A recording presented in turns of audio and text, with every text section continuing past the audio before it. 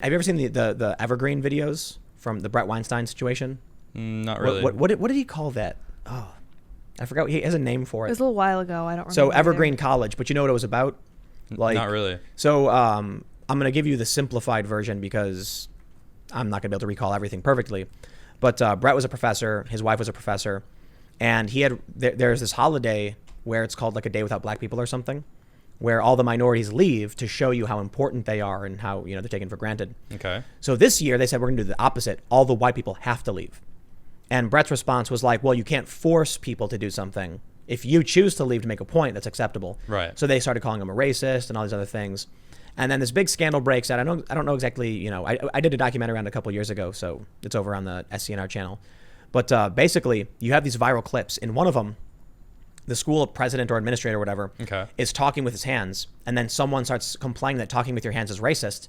So then they're like, put your hands down, put your hands down. And he puts his hands down, and then they all start laughing at him. It was fake. They're just a bunch. It's a river full of piranhas, man. It's the new age trolling. It's starting to hit reality. I think it's almost like It's spilling out of the interwebs. I mean, it really is a cult, you know. But as it becomes more and more mainstream, I just call it a religion. Yeah. It's literally called intersectionalism, right? Mm-hmm. It's this ideology of, you know, only white people are racist. That's clearly a fundamentalist, fanatic view of the world. Right. Like, these people are so, man. Someone told me today that minorities can't be racist. What?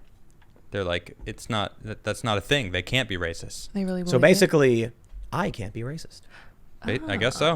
You might be able to be a little bit racist. According to Reddit, they changed this apparently, but they briefly said that you can mock majority groups. Mm-hmm. Oh, okay. Yeah. Mm-hmm. So if we do the show from Japan, we're allowed to say whatever we want about Japanese people. Yeah. Like the worst imaginable things. Mm-hmm. It's like the worst. Because I don't like that. Only majority. I don't want to talk bad about anyone. It's not the type of person I am. I don't like when people complain. I want to move forward. I want to whenever someone's complaining, I'm like, well, what are you gonna do about it? And they don't have an answer. I'm like, I'm done with this conversation then. Yeah. You know, unless you have an idea or you want to move forward, talk to this person who's pissing you off. Like whatever it is, I'm sick of it. We're you know what, I was gonna say we're dangerously close, but no, we're in it, man. We're living. We are in it. You're right. A large portion of our government is run by a religious sect. Yep. And they have sin and confession. Yep. And banishment. Acolytes and acolytes, preachers. Yep. Flagellation. Man, I remember I was talking to a friend like 3 years ago. Mm-hmm. 3 years ago. This was before, if you're not familiar, Peter Boghossian, James Lindsay, and Helen Pluckrose, they're the Sokol Squared individuals. This is big hoax that they did on this feminist publication. But they had been talking about intersectionality is a religion. It's a non-theistic religion. And so you can check out their work. But I've been talking to this talking about this to a friend of mine, and I mentioned that I thought it was a cult.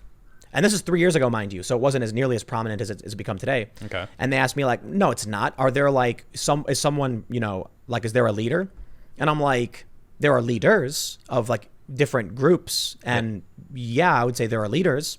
You don't necessarily need to have a like specific leader, although, you know, we had a big argument about what a cult is, and, you know, some people argue you do, but I'm like, the point is it's a fanatic ideology that follows very similarly to how cults work: love bombing, shame, exile, preachers who can you know, it's almost religious. Yep.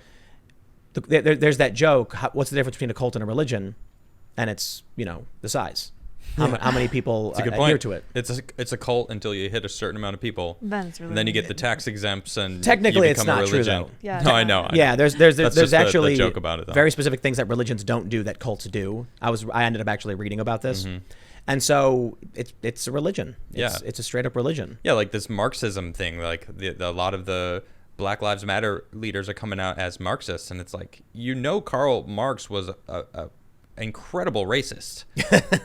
and I tweeted that earlier today, and someone actually said to me, you know, that's how it was back then. You can't shame someone for the way, you know, things that were normal in the past, and that's exactly what they're doing for the entire history of what we've got going on right now. It's like, where is your mind? Yeah. How do you reconcile? They don't want to hear these kind of things. They just want to screech and be in the cult. They're accepted in their cult. Yeah. They found a community that takes little effort. Yep, exactly. Little effort to do. And you show up and they have little potluck. And we're living in a world that requires little effort. Yeah. Comparatively, to the past. If you really want to survive, you can't do it by having little effort. You got to be really lucky. You got to be really lucky to have a life that requires little effort. But if you want to do something, you got to get out and work for it. Everything's relative. But not if you're in that cult, because that's easy. Everything's relative, man. You're right. Absolutely.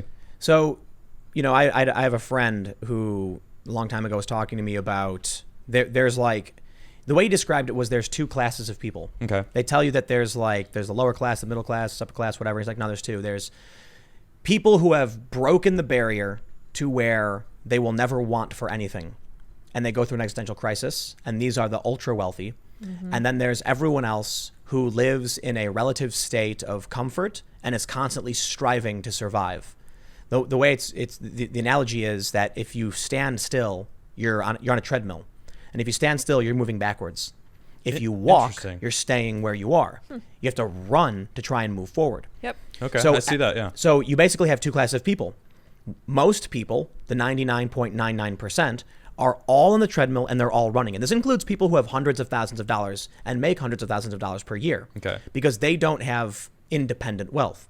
And then you go down, and even the poorest people, everybody's on the treadmill running to try and get forward. Some people are just laying down and they roll backwards. Yep. And then they get mad, they're far behind. They're like, but I should be allowed to sit. That's a different argument.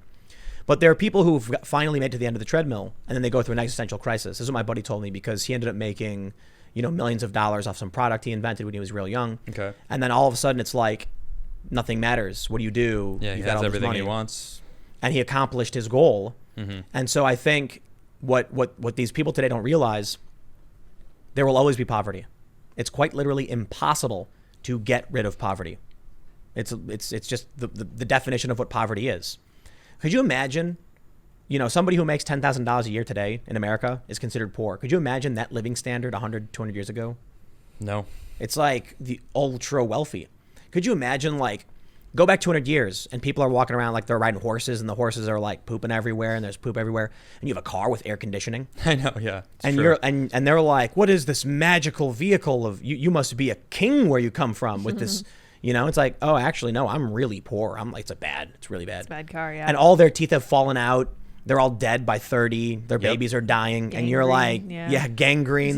There's no anesthetic. Like, what, you go back in time and you're poor and you're hanging out with the dude and he stubs his toe and goes, whoop, stubbed my toe. Is it bleeding? Whoop, guess I'll die. Yep. That's it. Or I guess I should cut this toe off. Yeah. Yep. Yeah, the baseline's different. Like our exactly. base level of the standard of living that we are used to is privileged. Yep. Everyone is.